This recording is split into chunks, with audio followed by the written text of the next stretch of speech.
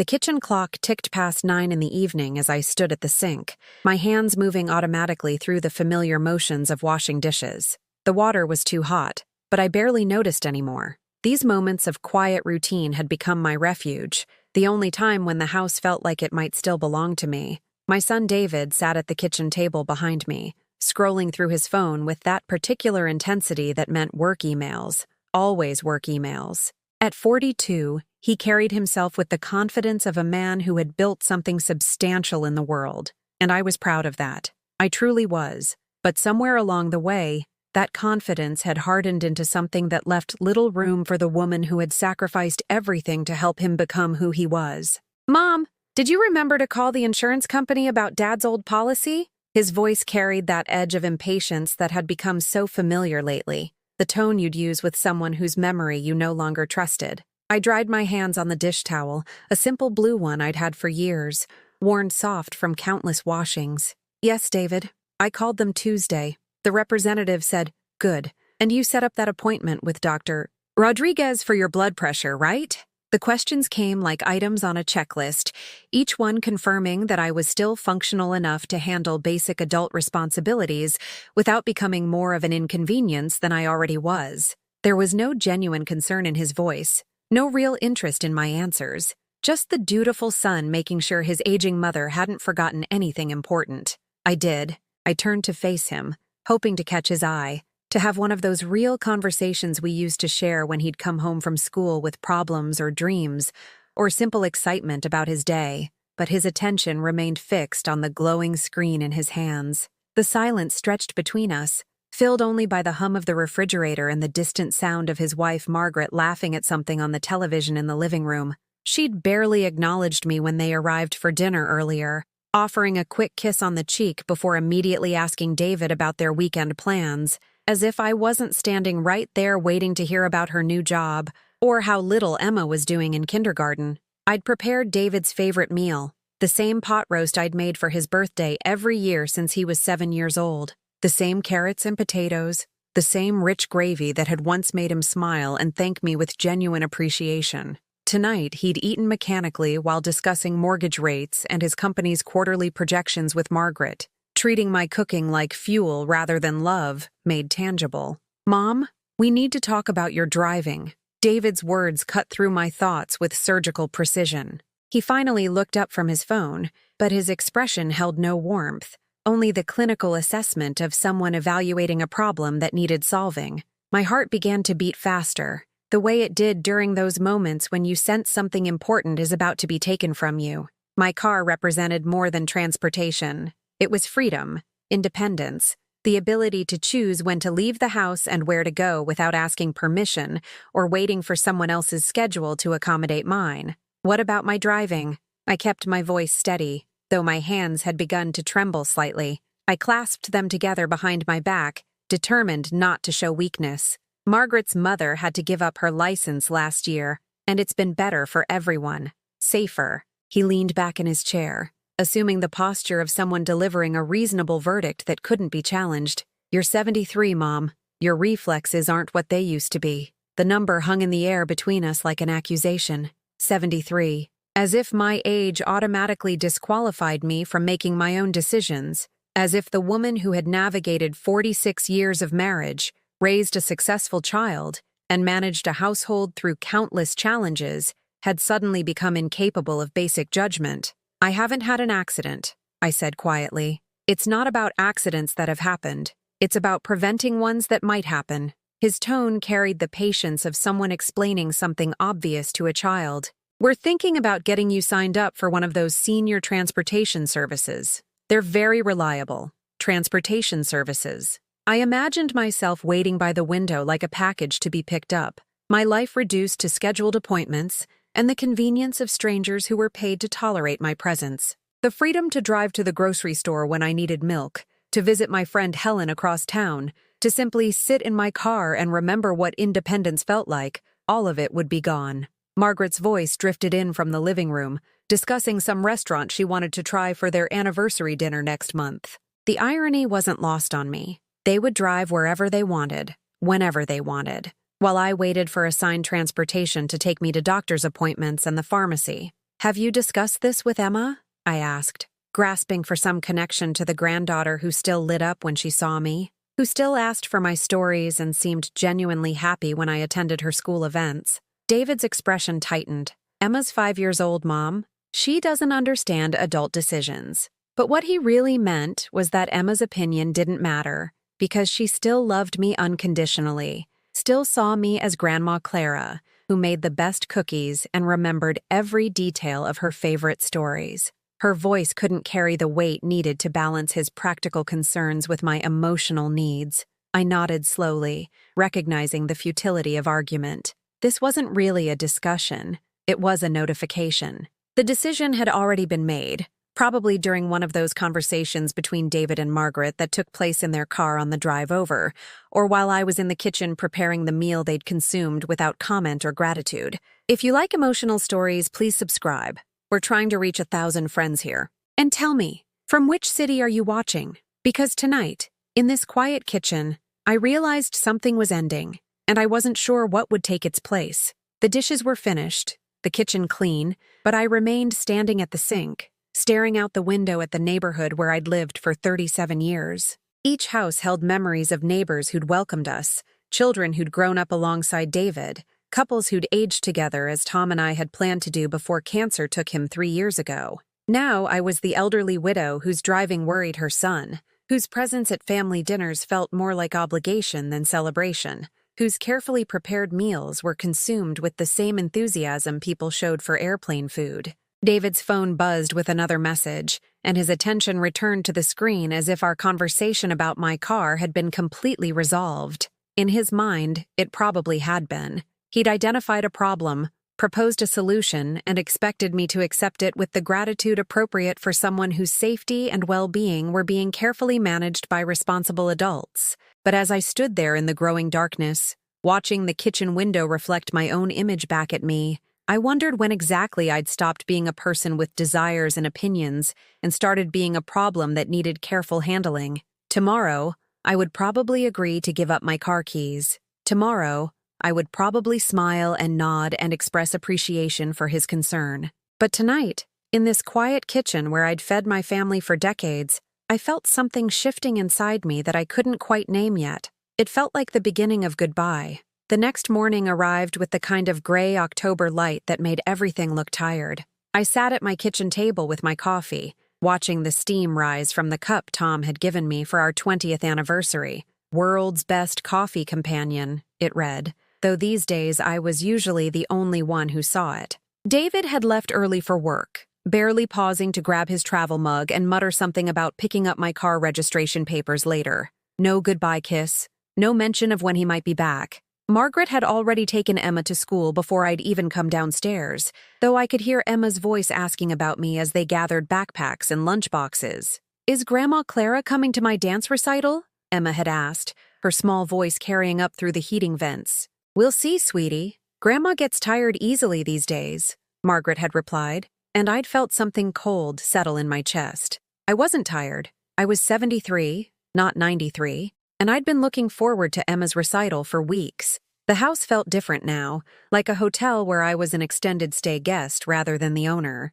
David and Margaret had gradually rearranged things to suit their preferences, moving my reading chair away from its spot by the window, replacing my kitchen towels with ones that matched their aesthetic better, storing my collection of recipe boxes in the basement because they made the counter look cluttered. I'd watched it happen one small change at a time, each alteration presented as a helpful suggestion or improvement. "Mom, wouldn't you be more comfortable in the living room if we moved the furniture around a bit? These new towels are so much more absorbent than your old ones. We found a great organizational system for the basement. You'll love how much space it frees up." Each time, I'd nodded and smiled because I wanted to be agreeable, wanted to show them I could adapt, that I wasn't one of those stubborn elderly parents who resisted every change. But now, sitting in my kitchen that no longer quite felt like mine, I realized how much of myself I'd allowed to be packed away in the interest of keeping peace. My friend Helen called around 10, her voice bright with the kind of energy I remembered having not so long ago. "Clara, dear, I'm going to that new farmer's market downtown.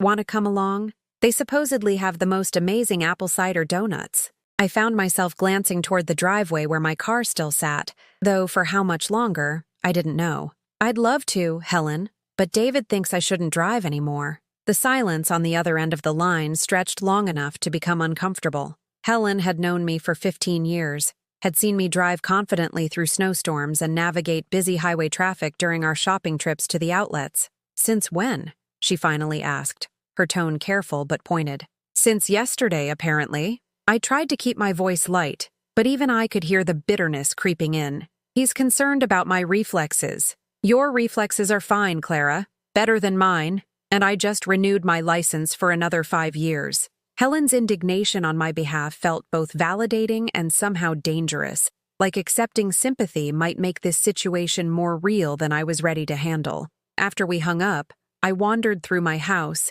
seeing it with new eyes. In the living room, David's work papers were spread across my coffee table, as if the space had been claimed for more important purposes than my afternoon reading. Margaret's magazines were stacked on my bookshelf, pushing my own books toward the far corner where they were harder to reach. Even the refrigerator told a story of gradual displacement. Margaret's organic vegetables took up most of the crisper space, while my simpler groceries were pushed to the back. Her coconut milk and gluten-free crackers occupied the prime real estate, while my favorite yogurt had been relegated to the door shelf where it was easily forgotten. I opened the photo drawer in the kitchen, the one place they hadn't reorganized, and pulled out pictures from Emma's birthday party last month. There I was in several shots, sitting slightly apart from the family grouping, often with someone's back partially blocking me from view. In one photo, I was reaching to help Emma with her cake, but David's arm was extended to stop me, his expression suggesting I might somehow interfere with the carefully orchestrated celebration. Looking at these pictures, I saw what I'd been trying not to see for months. I'd become a background figure in my own family, present but not central, tolerated but not treasured. The afternoon brought an unexpected visitor. Margaret's mother, Janet, arrived with a casserole and the kind of sympathetic smile that people wear when they're about to deliver news you won't want to hear.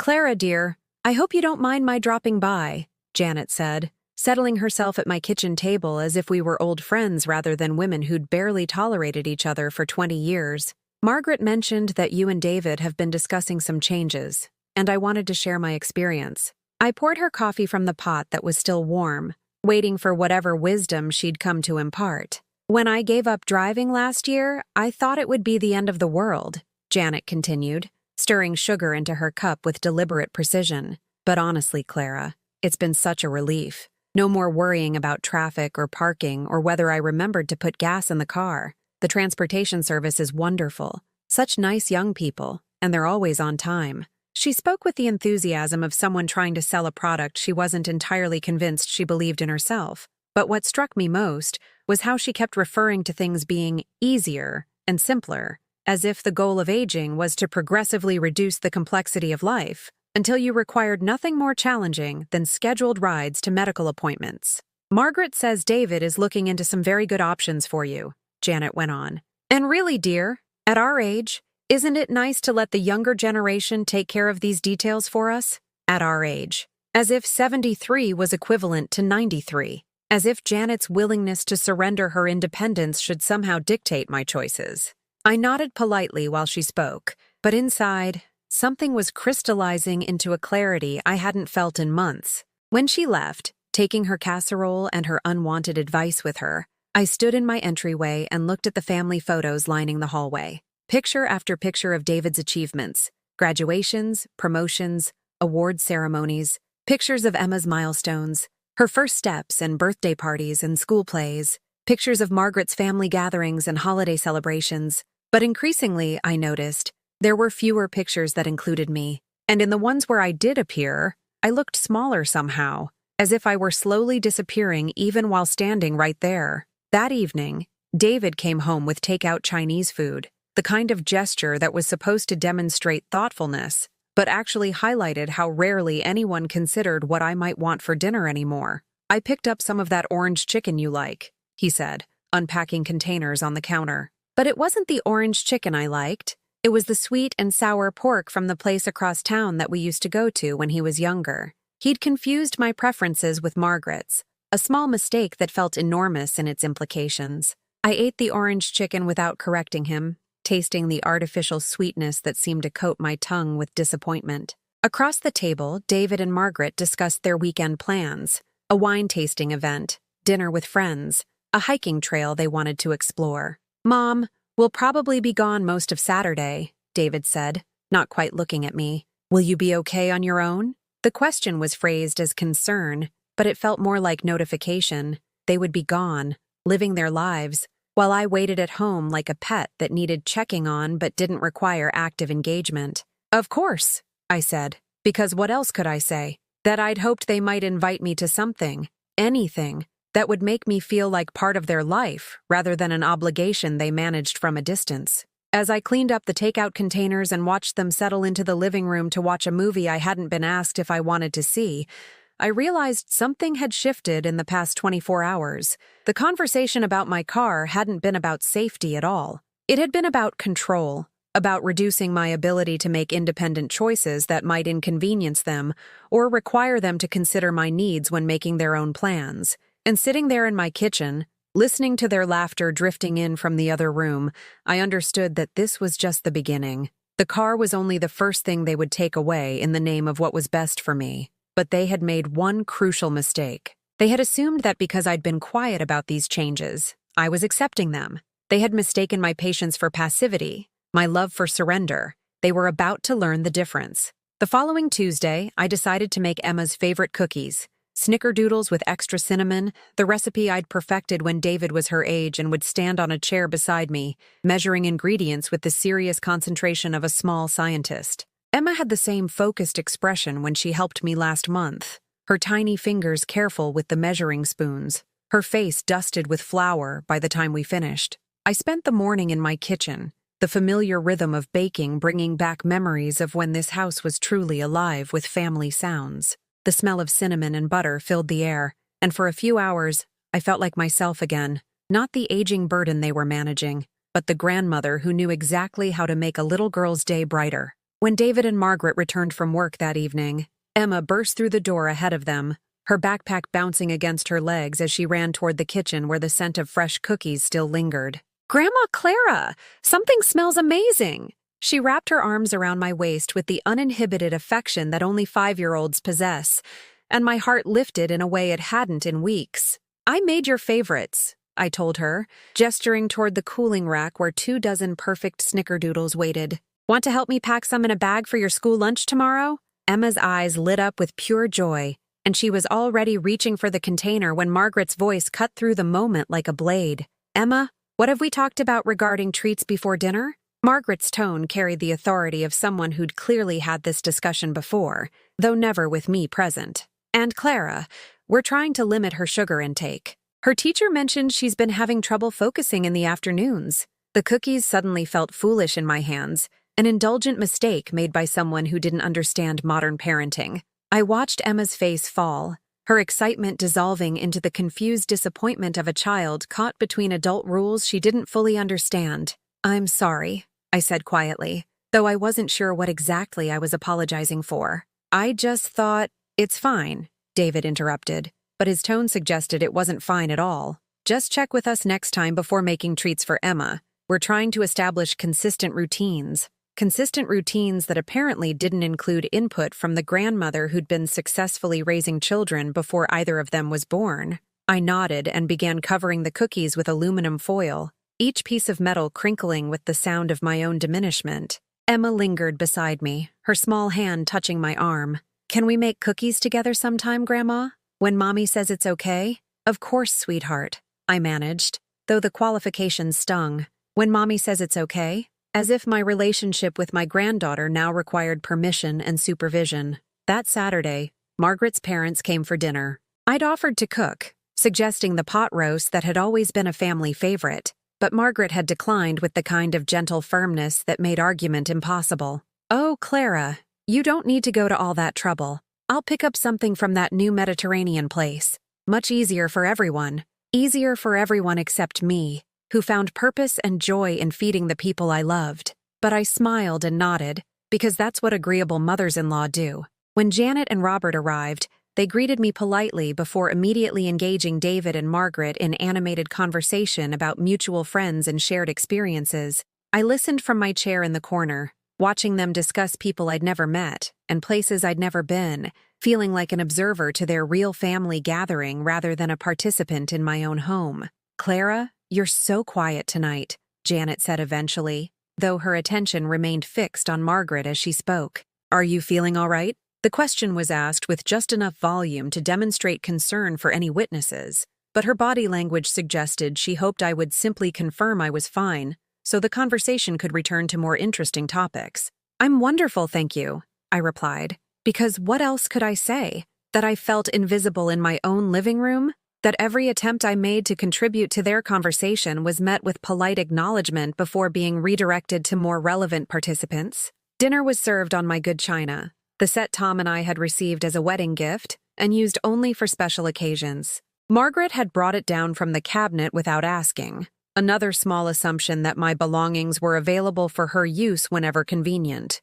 As we ate the expensive Mediterranean food that tasted like cardboard compared to the homemade meals I could have prepared, I noticed how the conversation flowed around me like water around a stone. David and Robert discussed golf courses I'd never played. Margaret and Janet compared vacation destinations I'd never visited. Even Emma was drawn into discussions about her dance classes and upcoming recitals, though whenever she tried to include me by mentioning something we'd done together, the adults smoothly redirected her attention elsewhere. "Emma's going to be a star in that recital," Robert said, reaching over to squeeze her hand. "We're all so excited to see her perform." "Will Grandma Clara be there?" Emma asked, looking between the adults with the hopeful expression of someone who genuinely wanted me included. The pause was almost imperceptible, but I felt it like a physical weight. Margaret glanced at David, who cleared his throat before answering. "Well, sweetheart, the auditorium gets very crowded, and the seats are quite small. We want to make sure Grandma Clara is comfortable,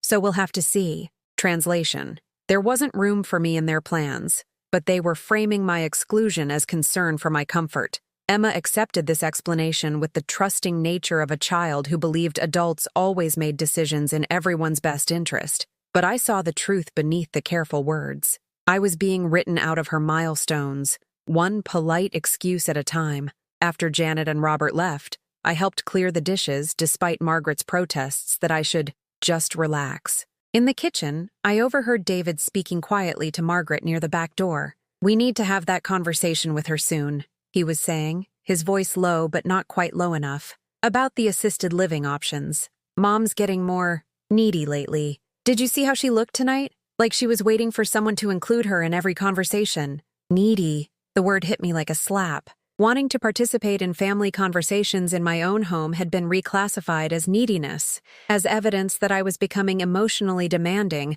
rather than simply trying to remain connected to the people I loved. "Maybe after Emma's recital," Margaret replied. "We don't want to upset her before that." So they were planning my removal from this house, from this family, and their main concern was timing it to minimize inconvenience for Emma's dance performance. Not whether it would break my heart or destroy what remained of my independence, but whether it might interfere with their social calendar. I finished loading the dishwasher with mechanical precision, each plate and glass placed with the careful attention of someone who understood these might be among the last times I performed this simple domestic ritual in my own kitchen. The dishes that had fed my family for decades, washed in the sink where I'd cleaned scraped knees and rinsed vegetables from my garden, loaded into the machine that hummed its familiar tune while I moved through routines that had once felt permanent. That night, I sat in my bedroom with the photo albums I'd rescued from the living room before they could be organized into storage, picture after picture of David's childhood. Birthday parties where I was the one behind the camera, capturing his joy. Christmas mornings where my hands were visible wrapping presents and serving breakfast. School events where I sat proudly in the front row, cheering for achievements both big and small. When had I become the person who was no longer invited to sit in the front row of his life? When had my presence shifted from treasured to tolerated? I found a picture of Tom and me at David's college graduation, our arms around each other, our faces glowing with pride and hope for our son's future. Tom had whispered to me that day, "We did good, Clara. Look at him. We raised a fine man." Though, if Tom could see what that fine man was planning now, would he recognize the child we'd loved and sacrificed for? Or would he be as bewildered as I was by this person who could discuss moving his mother to assisted living the same way he might discuss switching insurance providers?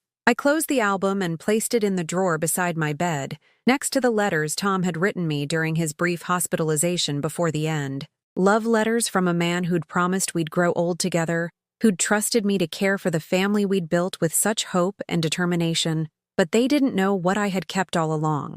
Those letters, and the strength they'd given me to understand that love wasn't supposed to diminish you. Real love, the kind Tom and I had shared, was supposed to make you feel more yourself, not less. It was supposed to honor your presence, not erase it. And as I lay in the darkness of the bedroom I'd shared with him for 37 years, listening to David and Margaret discussing my future in voices they thought were too quiet for me to hear, I realized that my silence hadn't been protecting our family harmony. It had been protecting them from discovering who I really was underneath all that careful agreeability. Tomorrow, I thought, as their voices finally faded and the house settled into sleep around me. Tomorrow things might begin to change. The assisted living brochures appeared on my kitchen counter 3 days later, arranged in a neat fan like a hand of cards dealing my fate. Sunset Manor, Golden Years Community, Serenity Gardens, each one promising comfort, care, and companionship for seniors ready to embrace a simpler lifestyle. I studied the photographs of smiling elderly people playing cards, tending small gardens, and participating in craft activities supervised by cheerful staff members. Everyone looked content, purposeful, grateful to be relieved of the burdens of independent living. The marketing language was carefully optimistic. Let us handle the details while you enjoy your golden years. Freedom from household worries. A community designed for your changing needs. David found me reading them over my morning coffee, my reading glasses perched on my nose as I tried to decipher what my life might become in one of these places. I picked up some information, he said, settling into the chair across from me with his own cup. Just to explore options. No pressure. No pressure. As if the simple act of bringing these brochures into my home wasn't pressure itself. As if their presence on my counter wasn't a countdown clock ticking toward an inevitable conclusion. The reviews are excellent, he continued, pointing to testimonials printed in elegant fonts. And Sunset Manor has a shuttle service for shopping and medical appointments. Very convenient. I nodded slowly, reading about activities like gentle yoga and reminiscence therapy, programs designed for people who were apparently too fragile for regular yoga and needed professional help to access their own memories. The photographs showed residents painting watercolors under supervision, their artwork hanging on walls like proud displays from a kindergarten classroom. The waiting list for Sunset Manor is quite long, David went on, his tone suggesting this was fortunate rather than concerning. But they have an opening coming up in December. Perfect timing, really. Perfect timing for whom? I wanted to ask. But instead I closed the brochure and folded my hands in my lap. These places are expensive. Don't worry about the cost, Mom. We've looked into it. Between Dad's life insurance and your Social Security, plus if we sell the house. His voice trailed off as he realized what he'd just revealed. Sell the house. The house where Tom and I had planned to grow old together, where David had taken his first steps and lost his first tooth and brought home report cards that we'd celebrated at this very kitchen table. The house where every room held memories that couldn't be packed into a single bedroom at Sunset Manor, no matter how cheerfully decorated. The housing market is really strong right now, David continued, apparently unaware that he'd just announced the dissolution of everything I'd thought permanent in my life. Margaret found a realtor who specializes in estate sales. Very professional, very discreet. Estate sales, as if I were already dead, as if my possessions were artifacts from a completed life, rather than belongings of a woman who still woke up every morning with thoughts and feelings and preferences that apparently no longer mattered to anyone. I excused myself and walked slowly through the rooms of my home, seeing them now through the eyes of strangers who would evaluate their worth in dollar signs rather than memories. The living room where Tom had taught David to play chess, where we'd watched countless movies together as a family, where I'd rocked Emma to sleep during her fussier evenings as a baby, reduced to furniture that would need to be disposed of efficiently. The kitchen where I'd prepared thousands of meals, where David had done homework while I cooked dinner, where Tom and I had shared quiet conversations over late-night cups of tea, transformed into outdated appliances that wouldn't fit into my single room at Sunset Manor. The garden outside my bedroom window, where I still tended the roses Tom had planted for our 25th anniversary, where I'd spent peaceful mornings watching the seasons change and feeling connected to the rhythm of life itself, abandoned to whatever landscaping plans the new owners might prefer. That afternoon, Margaret arrived with measuring tape and a notebook, moving through my house with the efficient assessment of someone conducting inventory. She measured my china cabinet, photographed my furniture, made notes about which items might be suitable for downsizing and which would need to be donated or sold. "Clara, I hope you know we're only thinking about what's best for you," she said, running her hand along my dining room table with professional detachment. "This is such a large house for one person. So much to maintain, so much to worry about. But I wasn't worried about maintaining it. I loved maintaining it. I found purpose in caring for the space where my family had grown, satisfaction in keeping Tom's workshop organized and his tools clean, joy in watering the plants and tending the small details that made a house feel like home rather than just a building.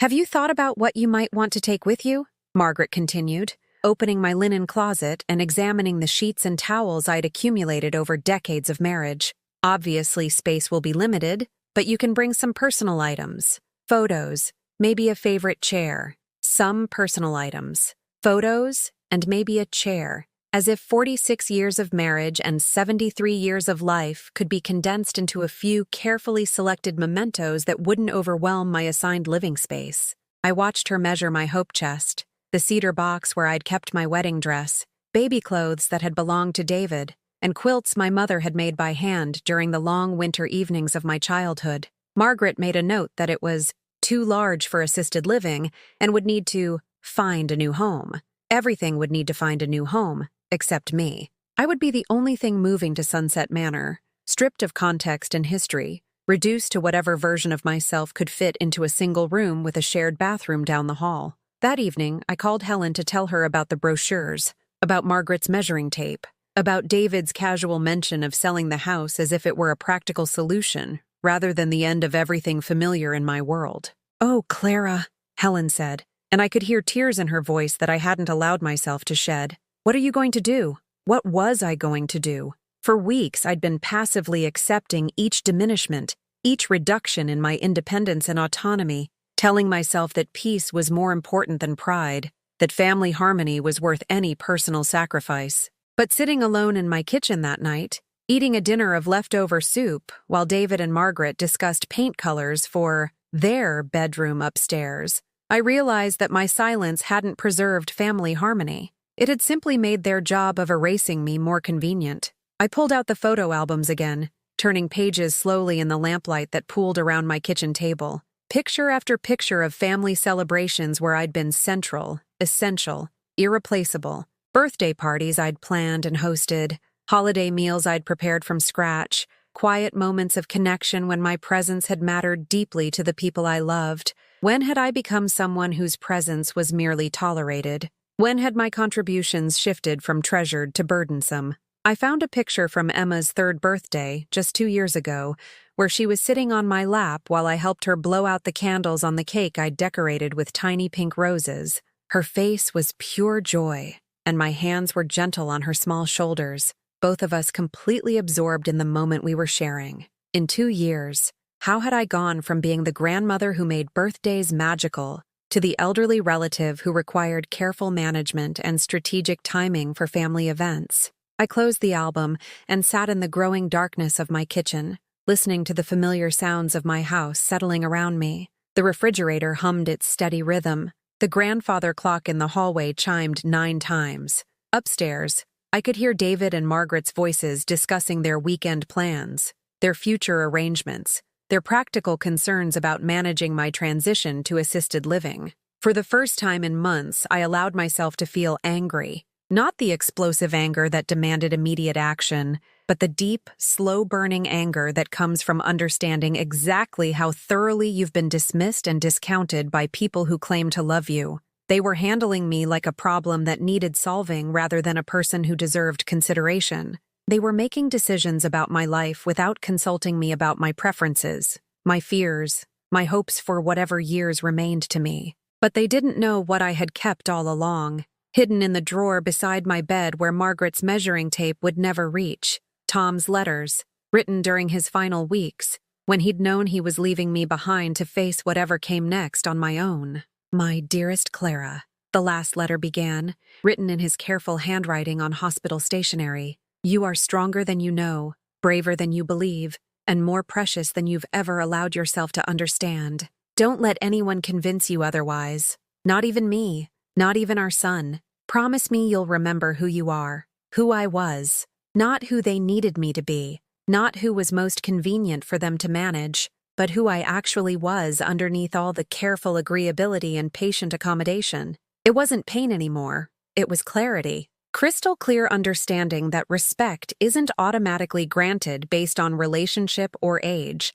Sometimes it has to be demanded, quietly but firmly, by people who refuse to disappear just because their presence has become inconvenient. And as I sat there in my kitchen, surrounded by the evidence of a life fully lived and deeply valued, I realized that perhaps it was time for my family to remember who I was too, starting tomorrow. I woke before sunrise the next morning, not from anxiety but from a sense of purpose I hadn't felt in months. The house was still quiet, David and Margaret sleeping soundly upstairs, unaware that something fundamental had shifted in the woman they'd been so carefully managing. I made my coffee and settled at the kitchen table with Tom's letters, reading each one slowly in the gray pre-dawn light. His handwriting grew shakier as the weeks progressed, but his message remained constant. I was not the diminished person others might see when they looked at an elderly widow. I was Clara Morrison, who had raised a child with love and wisdom, who had been a faithful partner for 46 years,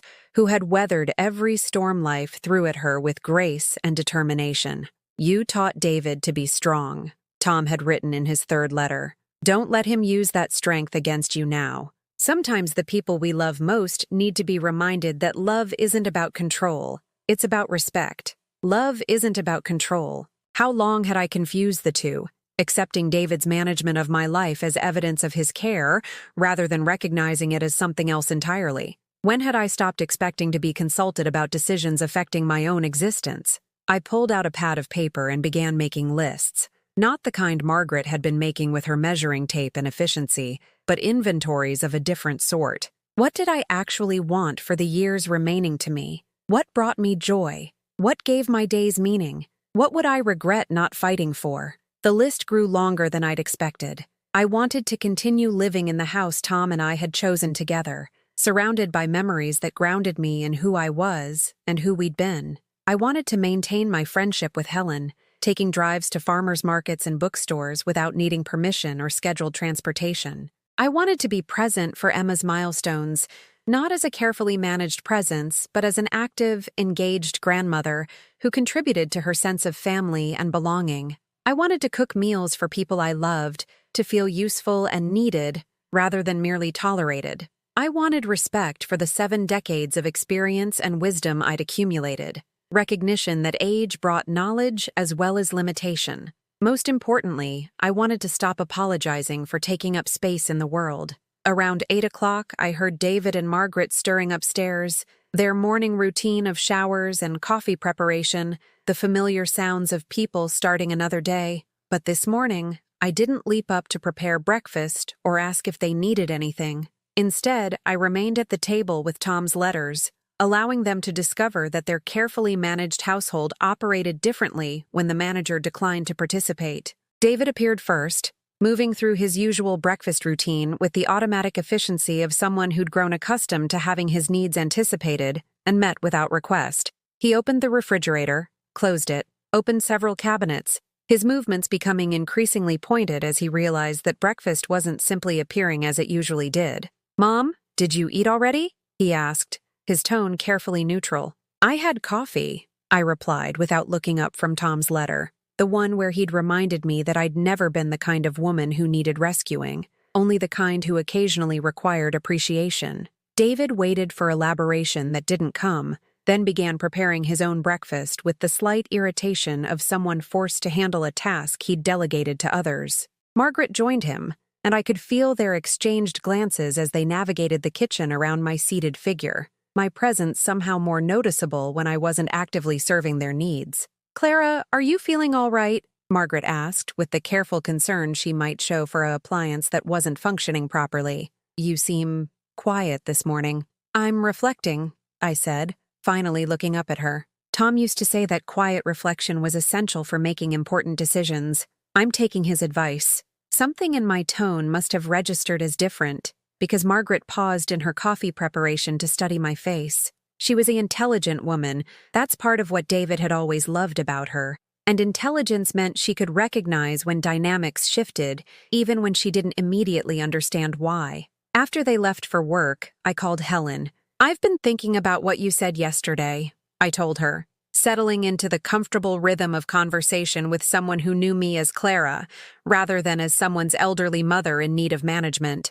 about the farmer's market and those apple cider donuts. Oh, Clara, I'd love to go, but I thought David thinks many things, I interrupted gently. But he doesn't think for me. At least, not anymore. What time should I pick you up? The silence on Helen's end was brief but telling. Then she laughed, a sound of pure delight that reminded me how long it had been since I'd heard genuine joy in response to something I'd suggested. 10 o'clock, she said. And Clara, it's good to have you back. The farmer's market was everything Helen had promised. Bustling with families and couples and individuals who moved through the stalls with the unhurried pleasure of people enjoying their Saturday morning freedom.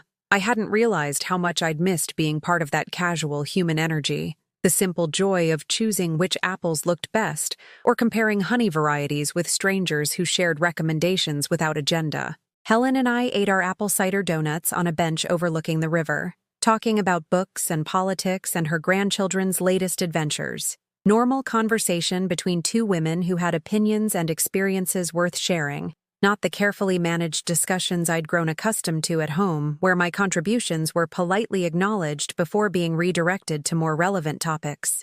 You look different today, Helen observed, studying my face with the attention of someone who'd known me long enough to recognize genuine change. Lighter somehow. What happened? I told her about the brochures, about Margaret's measuring tape, about David's casual assumption that selling my house was simply a practical necessity. But I also told her about Tom's letters, about the clarity that had come from reading his reminders of who I'd been before I'd started shrinking myself to fit other people's convenience. So what are you going to do?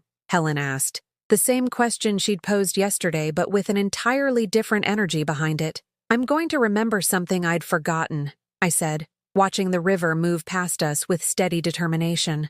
I'm going to remember that love means wanting the best for someone, not deciding what's best for them without asking. When I returned home that afternoon, David was waiting in the kitchen with an expression I recognized from his childhood, the look he'd worn when he knew he'd done something wrong but wasn't sure whether he'd been caught yet. Mom, Margaret's mother called. She said you went out driving today. His voice carried the careful control of someone working hard to remain reasonable. We've talked about this. You know we have concerns about your driving. I set my purse on the counter and looked at him directly. This man I'd loved and nurtured and sacrificed for, who had somehow become someone who felt entitled to monitor my movements like a supervisor, rather than support them like a son. I went to the farmer's market with Helen, I said calmly. I bought apples and honey, and had a lovely conversation with strangers. I felt like myself for the first time in months. But what if something had happened? What if you'd had an accident or gotten confused, or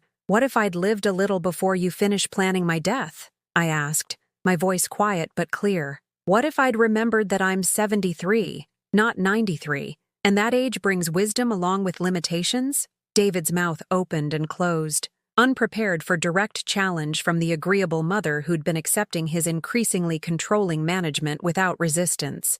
I don't understand where this is coming from, he said finally. It's coming from 46 years of marriage to a man who trusted my judgment, I replied. It's coming from raising a son I'm proud of, even when he forgets that the woman who raised him might have opinions worth considering. It's coming from 73 years of making good decisions about my own life, decisions that brought me to this moment where I need to decide whether to keep being someone you can manage or go back to being someone you can respect. I could see him processing this new version of me, trying to reconcile the compliant woman he'd grown accustomed to controlling with the person standing before him, who'd apparently remembered she had choices. Mom, we're just trying to help.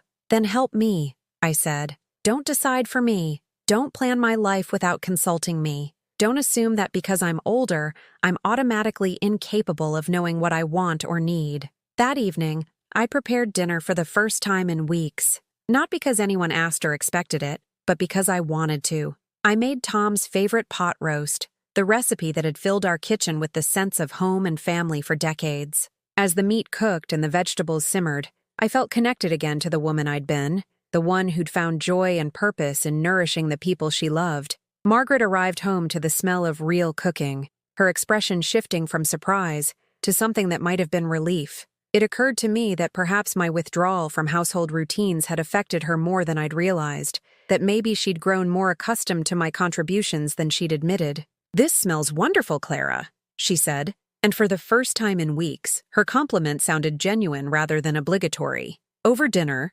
served on my good china because I'd decided life was too short to save beautiful things for occasions that might never come, I watched my family's faces. David remained cautious, uncertain about this new dynamic where his mother expressed preferences rather than simply accepting direction. Margaret seemed to relax slightly, perhaps recognizing that a happy mother-in-law was easier to live with than a depressed one, regardless of the arrangements. And I sat quietly at the head of my table, serving food I'd prepared with love, watching the complex emotions play across the faces of people I'd spent decades caring for, understanding with perfect clarity that tomorrow would bring either conversation or confrontation. But tonight, for the first time in months, I felt like Clara Morrison again, not someone's aging burden, but a woman with thoughts and feelings and preferences that mattered simply because they were mine. Tomorrow, I would find out whether that was enough to change everything, or whether it would be just the beginning of what needed to change. The tension in the house shifted over the following days, like the atmospheric pressure change that comes before a storm. David and Margaret moved around me with careful politeness, uncertain how to navigate this new version of me who asked questions instead of accepting directives, who made plans without seeking approval, who seemed to have rediscovered opinions they'd forgotten I possessed. On Wednesday morning, I found Margaret in my kitchen making notes on her tablet while photographing my china cabinet from different angles. She looked up when I entered, her expression caught between guilt and defiance. The realtor wanted some additional photos," she said, her voice trailing off as she realized how presumptuous this sounded. "For the preliminary assessment." "Preliminary assessment of what?" I asked, pouring my coffee with deliberate calm. "Well, eventually we'll need to—" Margaret struggled to find words that didn't sound like she was planning the liquidation of my life while I was still living it. "David thought it would be good to have everything documented, just to be prepared." "Prepared for what, exactly?" I settled at my table with my coffee, watching her flounder in the awkwardness of being caught making arrangements about my future without consulting me. "Have I agreed to move somewhere?" The question hung in the air between us. We both knew the answer was no, that every conversation about my future had been structured as notification rather than discussion, assumption rather than consultation. "Clara, you know we only want what's best for you," Margaret said, retreating to the familiar territory of benevolent concern. "This house is so big, so much work for someone your age. We're just exploring options to make your life easier." "My life is not particularly difficult right now," I replied. "What would make it easier is if people stopped making plans for me and started making them with me." That afternoon, the doorbell rang with a delivery I hadn't been expecting. A large manila envelope addressed to Mrs. Clara Morrison, marked "Personal and Confidential." Inside, I found documents from a law firm downtown, not paperwork I'd requested, but forms that had apparently been prepared on my behalf. Power of attorney documents, advanced directives, healthcare proxy forms, all carefully prepared with David's name, prominently featured as the person who would make decisions about my medical care, my finances, my living arrangements when I became unable to make such decisions independently. A cover letter from the attorney explained that these documents had been commissioned by your son to ensure your future security and peace of mind. All I needed to do was sign them, preferably in the presence of a notary, and my future would be safely managed by people who loved me and understood my best interests. I read each document slowly, understanding with growing clarity that this was the legal framework for everything that had been happening. The assisted living discussions, the house evaluations, the careful management of my daily activities, All of it was preparation for the moment when these papers would transform David's suggestions into legal authority. When he came home that evening, I was waiting at the kitchen table with the documents spread before me. "I see you received the paperwork," he said, his tone carefully neutral as he hung his jacket on the chair. "I hope you understand that this is just standard planning. Every family should have these things in place." "Should they?" I asked, touching the edge of the power of attorney form. "Because I don't remember asking anyone to plan my legal incapacitation." David's expression tightened. "Mom, this isn't about incapacitation. This is about preparation. What if you have a medical emergency and can't communicate your wishes? What if you need someone to handle your finances while you're recovering? These documents just ensure that everything goes smoothly." "Smoothly for whom?" I asked. "Because from where I'm sitting, it looks like these papers would make it very easy for you to do exactly what you've already been doing, making decisions about my life without needing to ask my permission." That's not how this works," David said, but his voice lacked conviction. "There are safeguards. I would only use this authority if it became absolutely necessary." "And who decides what's absolutely necessary?" I asked. "You? Margaret? The same people who think I shouldn't drive to the farmer's market or bake cookies for my granddaughter or participate in conversations in my own living room?" The questions landed with visible impact. David sat down heavily, running his hands through his hair with the frustrated gesture of someone discovering that a problem he'd thought solved was actually more complicated than he'd realized. "Mom, I don't know why you're fighting this so hard. We're trying to help you. We're trying to make sure you're safe and cared for as you get older." "I'm not fighting being cared for," I said quietly. "I'm fighting being controlled. There's a difference, David, and I'm disappointed that I have to explain it to the man I raised to understand the value of treating people with dignity." That Friday, Emma's teacher called to invite me to a special grandparents program at her school. 20 minutes of 5-year-olds sharing stories about their grandparents, followed by cookies and punch in the classroom while the children showed off their latest artwork. "Emma specifically requested that you be invited," the teacher explained. "She talks about you quite often. We'd love to have you join us next Wednesday at 2 o'clock. I accepted immediately, feeling a flutter of joy at the thought of being specifically wanted somewhere,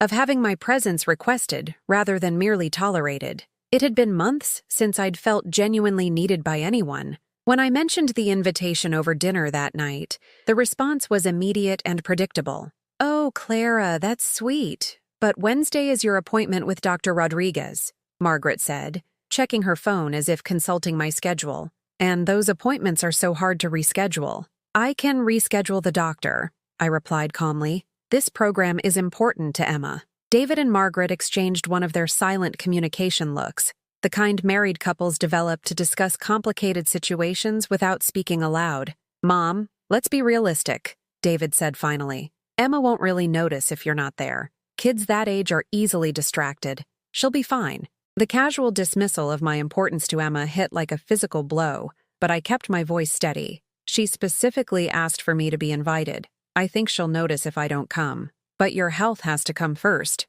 Margaret added, as if my medical appointment was somehow more urgent than my relationship with my granddaughter. "We can ask Emma's teacher to record the program on her phone. You can watch it later." Watch it later. As if witnessing my granddaughter's pride in our relationship through a smartphone screen was an adequate substitute for being present in the moment, for seeing her face light up when she spotted me in the audience, for being part of the memory she would carry forward about her kindergarten grandparents' day. "No," I said quietly. "I'm going to Emma's program. I'll reschedule the doctor appointment." The word hung in the air with surprising power. No, such a simple concept, yet I realized how rarely I'd used it in recent months. "No, I don't agree with your plans. No, I won't accept your decisions about my life without discussion. No, I won't disappear quietly to make your arrangements more convenient." David's fork paused halfway to his mouth. "Mom, be reasonable. Your blood pressure medication needs to be monitored." "My blood pressure is fine," I interrupted. "What needs monitoring is the assumption that my relationships don't matter as much as my medical maintenance." That weekend, Helen invited me to join her book club, a group of 6 women who met monthly to discuss novels and share insights over coffee and homemade desserts. I'd always wanted to join a book club, but had somehow never found the time between managing household responsibilities and accommodating everyone else's schedules. We're reading beautiful books, Helen explained over the phone. Last month was The 7 Husbands of Evelyn Hugo. This month it's Where the Crawdads Sing. Smart women reading about resilient women. I think you'd fit right in. I accepted immediately, feeling a spark of anticipation that surprised me with its intensity. When had I stopped looking forward to new experiences? When had my world contracted to the narrow circle of doctor's appointments and grocery runs and careful management of family obligations? When I mentioned the book club to David and Margaret, their response was swift and coordinated, like a defensive strategy they'd practiced. "Mom, you don't really know these women," David said. "What if they're not appropriate companions for someone your age?" Appropriate companions.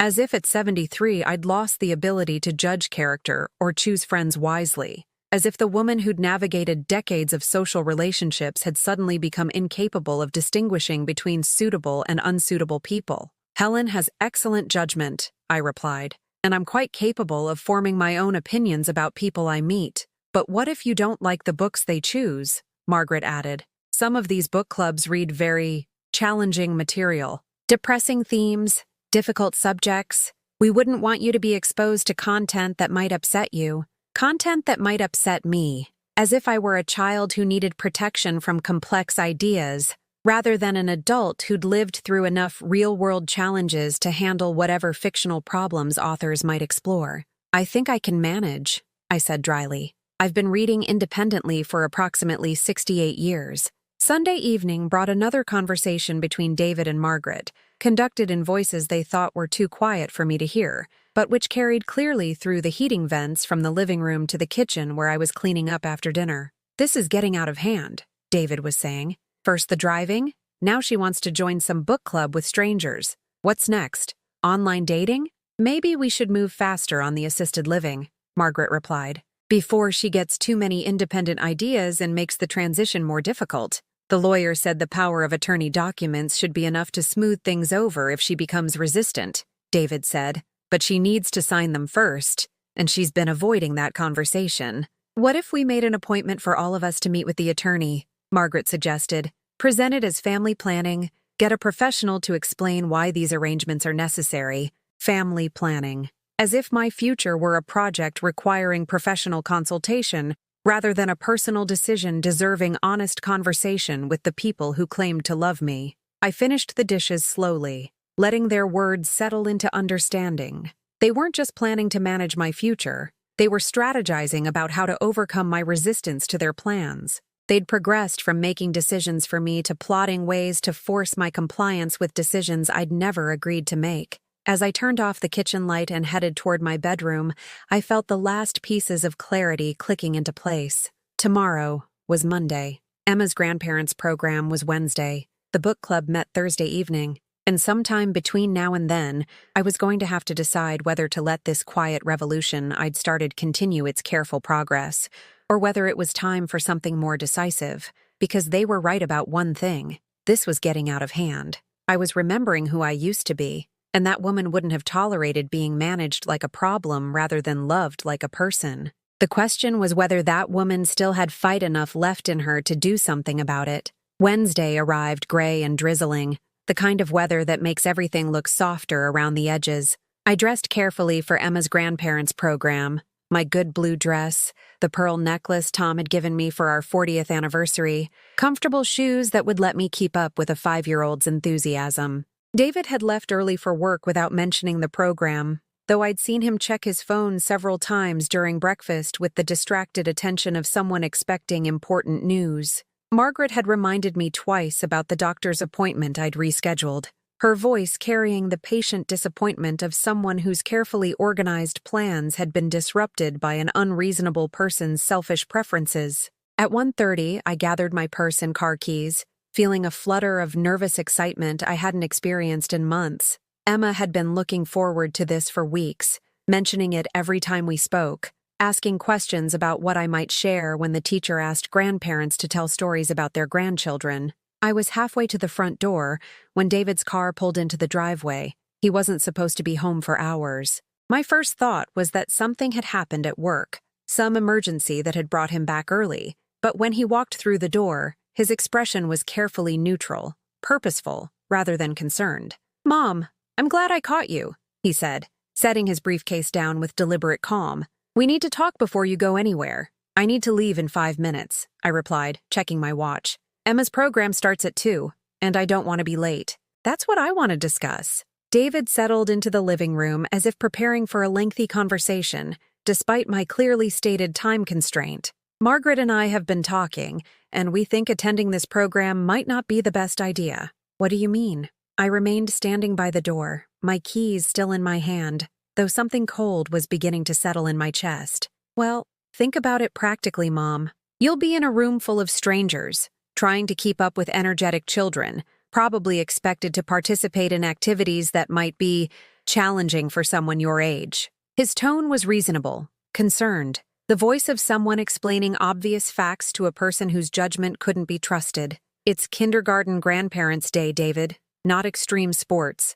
But what if you get confused? What if you say something inappropriate or can't keep up with what's happening? Emma might be embarrassed, and that wouldn't be fair to her. The words hit like carefully aimed arrows, each one designed to pierce exactly where I was most vulnerable. My love for Emma, my fear of somehow damaging her happiness, my growing anxiety about whether age was indeed affecting my capabilities in ways I couldn't recognize. Emma invited me specifically, I said quietly. She wants me there. Emma is 5 years old, David replied with the patience of someone stating an obvious truth. She doesn't understand the complexity of social situations or the potential for things to go wrong. We have to be the adults here and make decisions based on what's actually best for everyone involved. Margaret's car pulled into the driveway behind David's, and moments later she entered carrying a small gift bag and wearing the bright smile she used for social occasions. Oh good, I'm not too late, she said, as if her timing was coincidental rather than coordinated.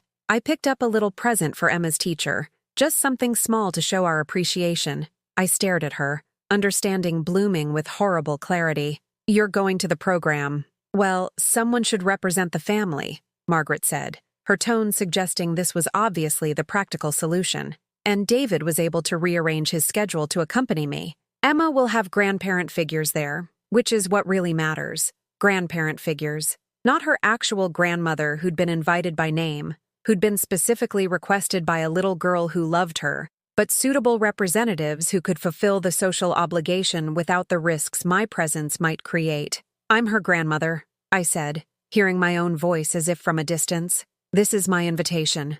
Of course you are, David said with the careful kindness used for people whose feelings needed gentle management. But you're also 73 years old, with blood pressure concerns, and a tendency to get overwhelmed in crowded situations. Wouldn't you be more comfortable staying home and hearing about the program afterward? We can take pictures, maybe record some video. Pictures and video. Again, the suggestion that witnessing my granddaughter's milestones secondhand was an acceptable substitute for being present in the moments that mattered to her. When did I become someone with a tendency to get overwhelmed? I asked, setting my purse down on the hall table with hands that had begun to shake slightly. When did you decide that I'm too fragile to attend my own granddaughter's school program? Mom, you're not fragile, David said, his voice gaining the slight edge that meant his patience was being tested. But you're not 25 anymore either. There's no shame in recognizing limitations and adjusting expectations accordingly. Whose limitations? Whose expectations?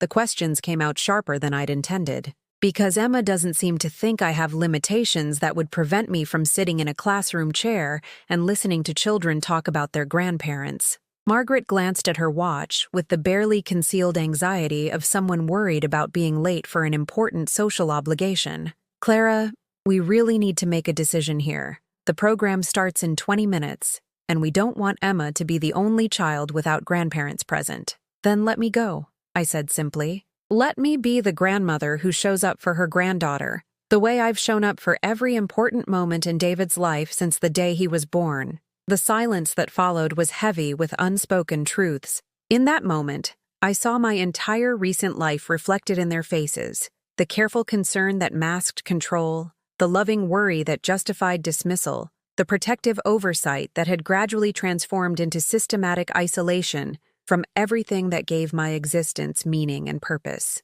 Mom, David said finally, his voice softer but somehow more final than before. I think it's time we had a serious conversation about your future. This resistance to reasonable precautions, these impulsive decisions about driving and social activities, the way you've been challenging every suggestion we make for your well-being, Margaret and I are concerned that you might be experiencing some cognitive changes that are affecting your judgment. Cognitive changes. The phrase hung in the air like a diagnosis, transforming my assertions of independence into symptoms of decline, my resistance to their control into evidence of mental deterioration. What I'm experiencing, I said, my voice steady despite the earthquake happening inside my chest, is the sudden realization that my own son is using my age as an excuse to treat me like a child who can't be trusted with basic decisions about my own life. That's not what we're doing, Margaret said quickly, but her tone suggested she was trying to convince herself as much as me.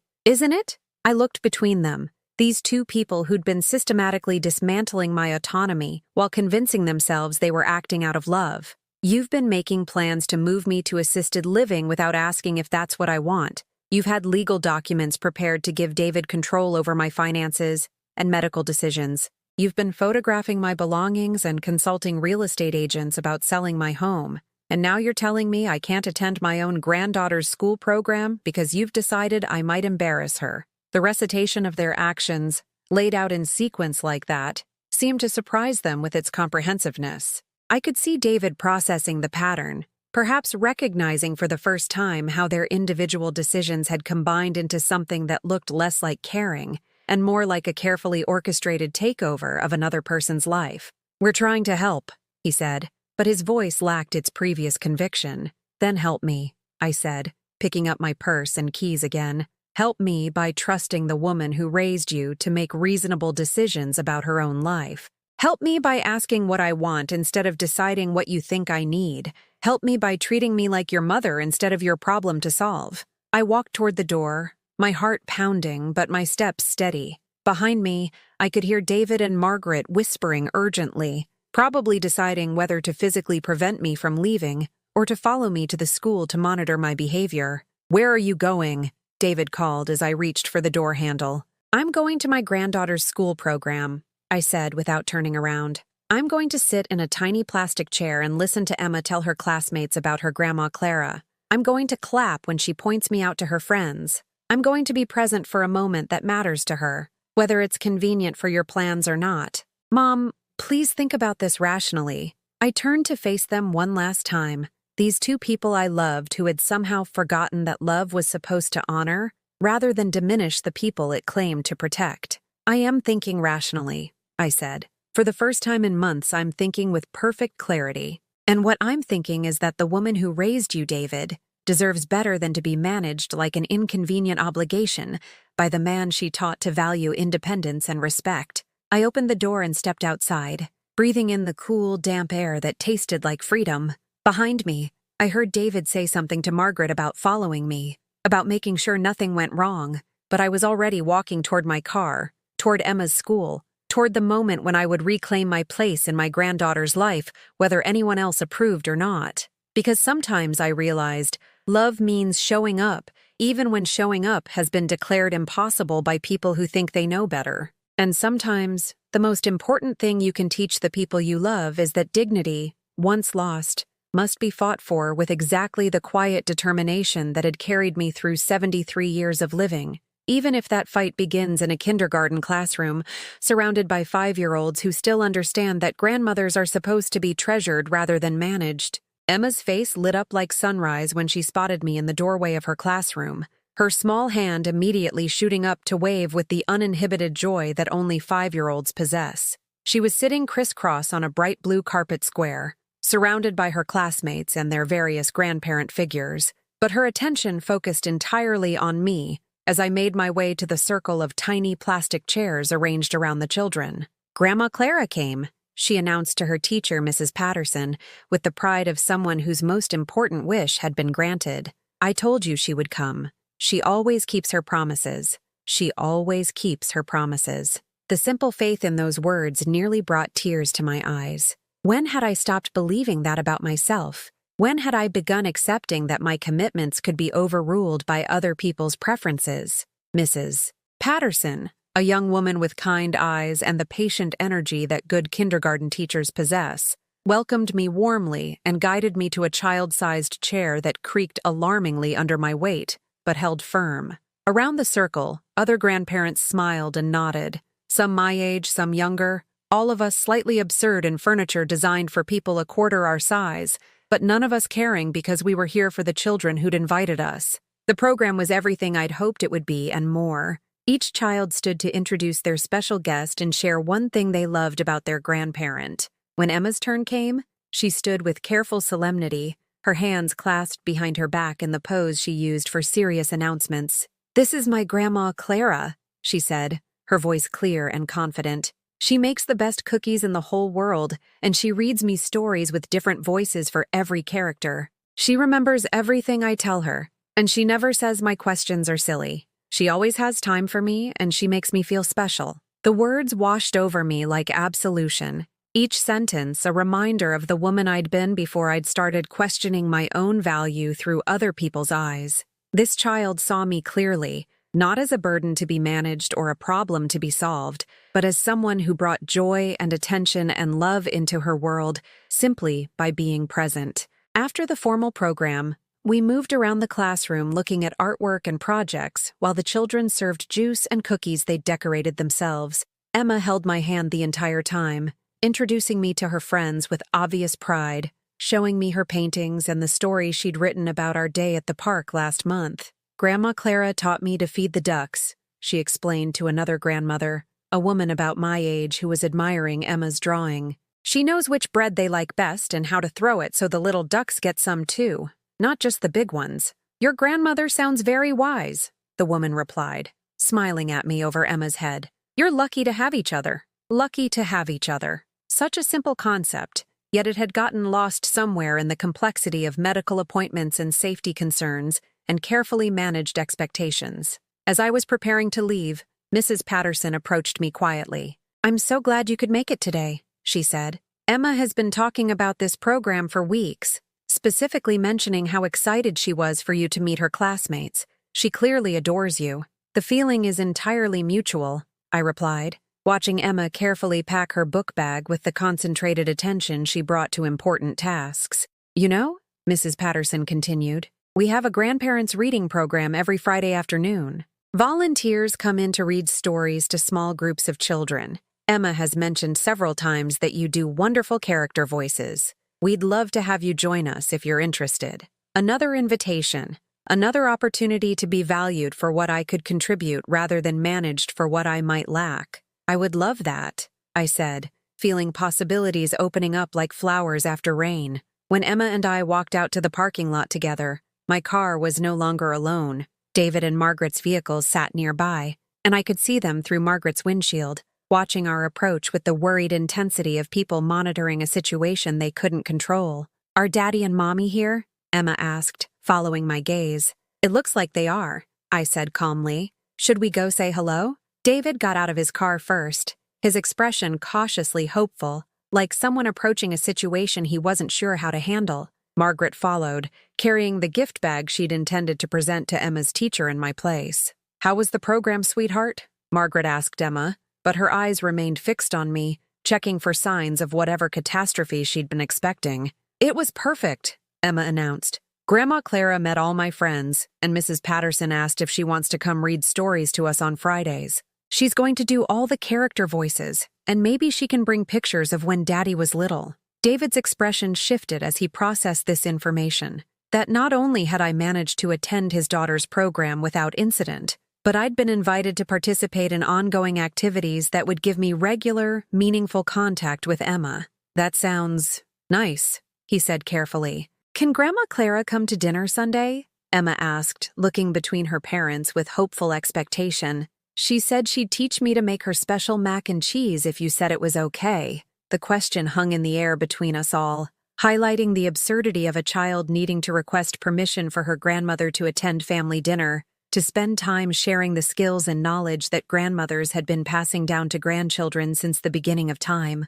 "Of course Grandma Clara can come to dinner," Margaret said, though her voice carried the careful tone of someone making a concession rather than extending a genuine invitation. That evening, I sat in my kitchen with a cup of tea and Tom's final letter, the one I'd been saving for when I most needed his wisdom. His handwriting was shaky by then, but his message was clear and strong. My dearest Clara, it read, if you're reading this letter, it means you've reached a moment where you need to remember something important about yourself. You have never been someone who needed to earn love through compliance. You have never been someone who had to diminish yourself to make others comfortable. You are Clara Morrison, who raised our son with wisdom and strength, who handled every challenge life threw at us with grace and determination. Don't let anyone, not even David, convince you to be less than who you are. The woman I fell in love with 50 years ago was magnificent in her strength. She still is. I folded the letter carefully and placed it back in the drawer, then picked up my phone and called the number Helen had given me for her book club. Susan, this is Clara Morrison, Helen's friend. I understand you're reading Where the Crawdads Sing this month. I'd very much like to join your discussion. Susan's voice was warm and welcoming, full of the enthusiasm book lovers share when someone new wants to join their conversation. Wonderful! We meet Thursday at 7. Fair warning, though, we're an opinionated group of women who don't hold back on our literary analyses. Can you handle some spirited discussion? I think I can manage, I said, smiling at the challenge. I've been quiet for too long. It's time I remembered how to have opinions again. The next morning brought a tentative knock on my kitchen door. David stood on my back porch, holding 2 cups of coffee and wearing the uncertain expression of someone who wasn't sure of his welcome. I brought your favorite, he said when I opened the door, the vanilla hazelnut from that place downtown. I thought maybe we could talk. I accepted the coffee and gestured for him to sit at my kitchen table, the same table where I'd once helped him with homework, and listened to his dreams and celebrated his achievements, where I'd fed him countless meals and bandaged scraped knees, and provided the steady presence that children need to feel secure in the world. I owe you an apology, he said after we'd sat in silence for several moments. Actually, I owe you several apologies, but I'm not sure where to start. Start wherever feels right, I said quietly. I think I forgot who you are, he said, his voice carrying the confusion of someone discovering an uncomfortable truth about himself. Somewhere along the way, I stopped seeing you as my mother who had her own thoughts and feelings and preferences, and started seeing you as a responsibility I needed to manage. I told myself it was love, but it wasn't. It was control. The admission hung between us like a bridge neither of us was sure how to cross. When did that happen? I asked. When did I become someone who needed managing instead of someone who deserved consulting? David was quiet for a long time, turning his coffee cup in his hands while he searched for an honest answer. I think it started when Dad died, he said finally. I was so afraid of losing you too, so worried about something happening to you while I wasn't there to help.